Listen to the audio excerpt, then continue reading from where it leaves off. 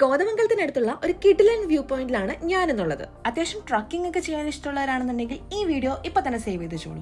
കോതമംഗലത്ത് നിന്ന് 7 കിലോമീറ്റർ സഞ്ചരിച്ചു കഴിഞ്ഞാൽ നാടുകാണി വ്യൂ പോയിന്റിലെത്താം.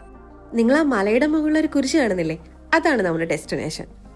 ഏകദേശം 1 കിലോമീറ്ററോളം ഇങ്ങനെ കുത്തനെയുള്ള കയറ്റം കയറിയാലാണ് നമുക്ക് അവിടെ എത്താൻ കഴിയുക.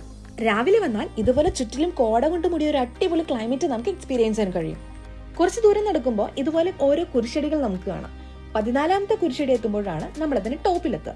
അത്യാവശ്യം നല്ല കഷ്ടപ്പാടാണ്, അതുകൊണ്ട് തന്നെ ഒരു കുപ്പി വെള്ളം മേടിച്ച് കയ്യിൽ കരുതാൻ മറക്കണ്ട. കാര്യം കുറച്ച് അണച്ച് കതച്ച് കഷ്ടപ്പെട്ട അതിന്റെ മുകളിൽ കയറിയാ, trust me guys, this breathtaking view will fill your heart and soul like nothing else.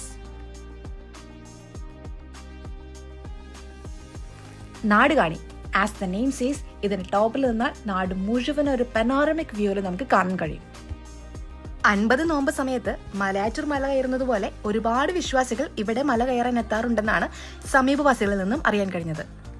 ഫോട്ടോസും വീഡിയോസും എടുക്കാൻ പറ്റിയ നല്ല കിടിലൻ ഫ്രെയിമും കൂടാതെ നല്ല പീസ്ഫുൾ ആംബിയൻസും അത് എടുത്തു പറയേണ്ടത് തന്നെയാണ്. മല കയറിയപ്പോൾ വിചാരിച്ചു അതാണ് ഏറ്റവും വലിയ കഷ്ടപ്പെടുന്നത്, പിന്നെ ഇറങ്ങിയപ്പോൾ ആ തെറ്റിദ്ധാരണ അങ്ങ് മാറി കിട്ടി.